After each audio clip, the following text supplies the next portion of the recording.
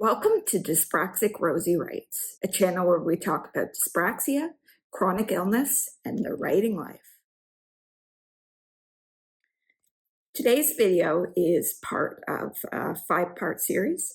So if you haven't seen part 1 yet, I recommend going back and watching my video on querying. I will link to that in the description. This 5 parts for review for those who are starting with this video instead. Part 1 was on query. Today's video is on dealing with rejection. Part 3 is on working with publishers. Part 4 is on author platform. And part 5 is on the subject of author money. So why exactly are we including a conversation on dealing with rejection in a series on the basics of traditional publishing? That is largely because the truth is it is a really big part of things. And far too many authors who are new to this entire process, as a result of it, get very easily discouraged, no matter how good their work is, no matter how much support they have, and tend to give up before they really, truly get promising results.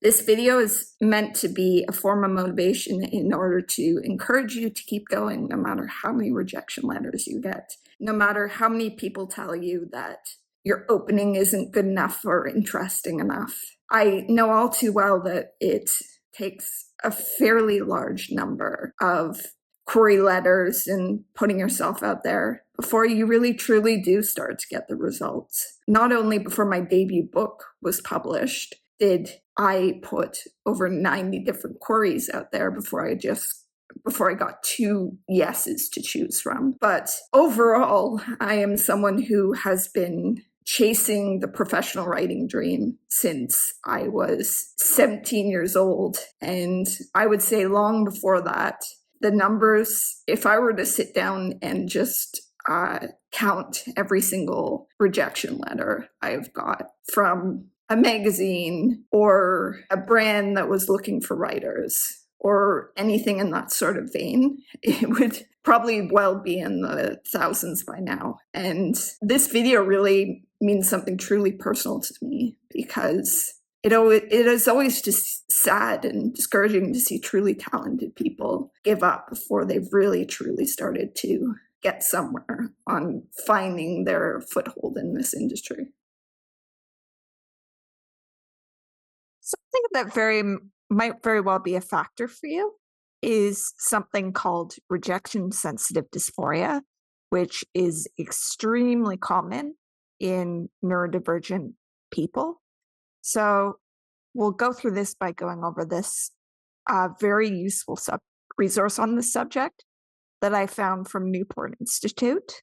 Rejection-sensitive dysphoria, RSD, is not in the Diagnostic Manual of Mental Health Disorders 5th edition, but it is a condition that can affect people of all ages and cause nearly extreme discomfort and emotional distress. People with RSD have strong reactions to rejection, criticism, disapproval, failure, or the feeling of having disappointed others. It comes from a Greek word meaning severe emotional pain, dissatisfaction, or discomfort. What adds to these feelings is that people with RSD, rejection-sensitive dysphoria, also feel shame about their extreme reactions. As a result, there is a higher risk of anxiety, depression, and other forms of mental health consequences. We also have to keep in mind these coping mechanisms, given that unfortunately I can't just tell you to toughen up. I can't just tell you to ignore these feelings or anything like that. So I'm going to briefly also summarize up for you these coping mechanisms that I found as well.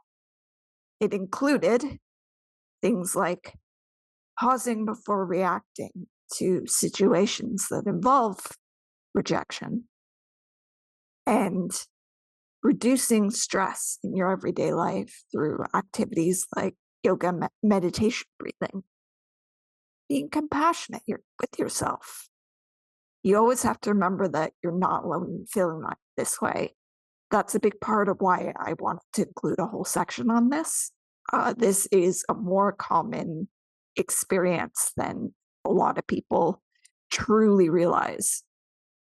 Whenever it is really genuinely difficult for you, whenever you feel that RSD is something that is a real struggle, make sure to have a conversation with a good friend or family member or someone in your community who you truly trust, who can remind you of exactly what you're capable of and maintain your faith that you are on track to fulfill this goal. There's also the recommendation of regulating your nervous system. So RSD tends to trigger a stress response. So that mindfulness tool can play a very important role through exercises like yoga, breathing, meditation, even just going out for a walk in nature and breathing in a calm and relaxing environment. You should also embrace that sensitivity as potential strength because it's true. I mean, in a lot of ways, even though it can make so much difficult, it can make you very good at connecting people, very compassionate human being, and that is not something to take for granted. In the context of the publishing industry, however, you also have to keep one very important thing in mind. The word no is very, very normal. You very much have to normalize it. That's the thing. No matter how thoroughly you research the agents and publishers you query, and no matter how great your book is, if you're going through the querying process, you are going to hear the word no a lot, inevitably. As I said in my article that I have up right here, summarizing questions about the publishing industry, for creative people, the concept of their work being a product and the publishing process being a business transaction isn't easy to grasp, especially if you haven't done any freelancing or consulting work that puts your creative talents to work. Grasping this concept of your art as a product is a key to your sanity, from the querying process to your work being available in actual stores. Publishing is not only highly competitive, but it's an unpredictable business where what people want changes all the time.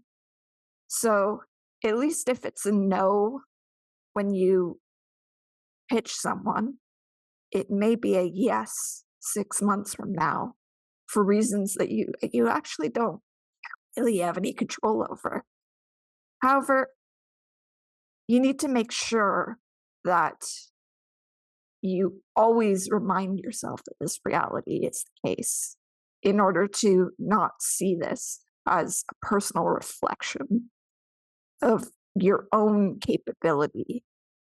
And very much so, the more you craft query letters, the more you put yourself out there, the more you'll start to gain a familiarity of who is and isn't the right person to reach for you, who isn't the right reader to reach for you, which will really, really come in handy further down the line when you start to think about how you're gonna market your books and your work and your projects and your platform, a subject that I'll go into deeper detail in a later video. Obviously, in some cases, sometimes the rejection will be about the actual query itself. And That's very much why you should make sure that you have resources like the book I mentioned in my previous video on querying. I will link to that in the description, which goes through the entire process of crafting a query in order to make it agent, publisher, editor friendly. Although, yeah, obviously some books are more suitable for self-publishing or indie publishing. And really, there's nothing wrong with that. As long as you put in the work and consider that for options like self-publishing, you might require a financial and time investment that you don't with traditional publishing. And that's important to acknowledge that if that is in fact a road you choose to go on. Traditional publishing, on this one last final point, let me stress that if it is a traditional publishing thing, if anyone is asking you to pay to be published, it is not traditional publishing. If they are asking you before you've even been published for any sort of financial transaction, it is not traditional publishing. If you're hearing that, it is likely a scam, or it is a different form of publishing entirely, something that I will save for a future video to go into the differences. Hope you enjoyed this video. And if you enjoyed this video, like and subscribe. And I will see you in a week for part 3, working with publishers. Take care, and I hope to see you again soon.